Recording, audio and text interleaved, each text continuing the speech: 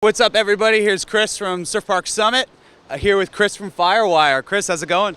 It's going really good. Thanks for organizing such a killer event. I mean, as far as locations go, this spot here at Scripps Pier is just, it's unreal. The venue, the crowd, the vibe, really good morning. What'd you think of day one?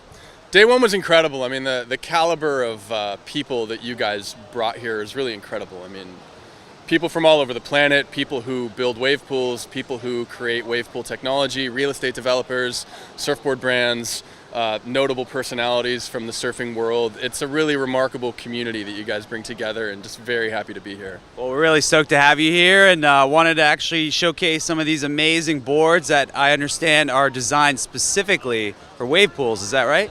Yeah, as you and everyone here knows, there's a few fundamental differences between the surfing experience in the ocean versus the surfing experience in a wave pool. Most namely, if we're surfing out here at Scripps, you know, it's a sand bottom. It's pretty deep water. There's a lot of wave pools that you can go to that kind of don't share the same characteristics. So I'll give you an example. The first time that I surfed at the KS Wave Co., jumped in the pool from the side, had a paddle and did a duck dive under the little ancillary wave that trails behind the main wave. And I duck dove straight into the concrete bottom, blasted out my fin boxes because I was in like a foot deep of water. You know, I had no idea. As another example, if you're riding a stationary wave, you know, something modeled after the wave that we all watch in Germany, a lot of times on the side of a stationary wave, you know, you'll have walls kind of coming up.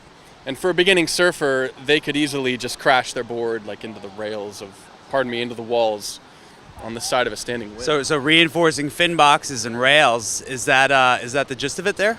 Those are two big key components of our line that we're building for wave pools and standing waves. We're calling it artificial wave technology.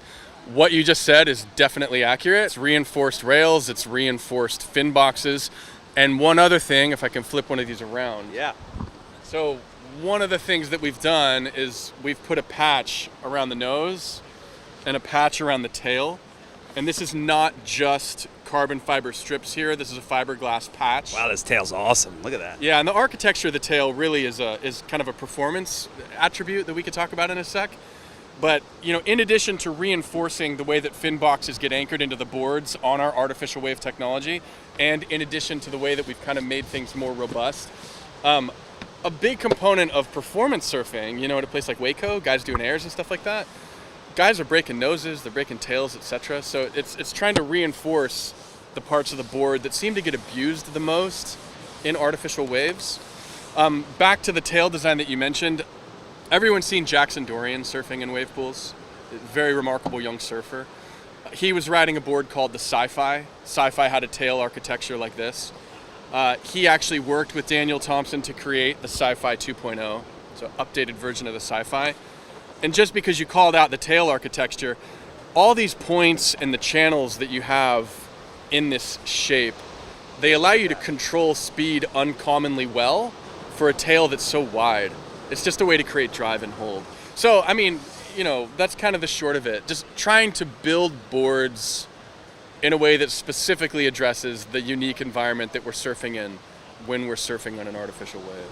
Well, amazing. Thank you for that breakdown. How can folks learn more about the new fleet and generally follow along? It's really simple. Firewiresurfboards.com, at Firewire Surfboards on Instagram.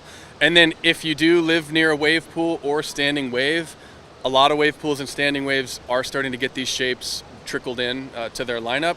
And just ask your nearest wave pool or standing wave. They all know us. They all know how to get in contact with us. And have some fun. Wishing everyone happy surfing.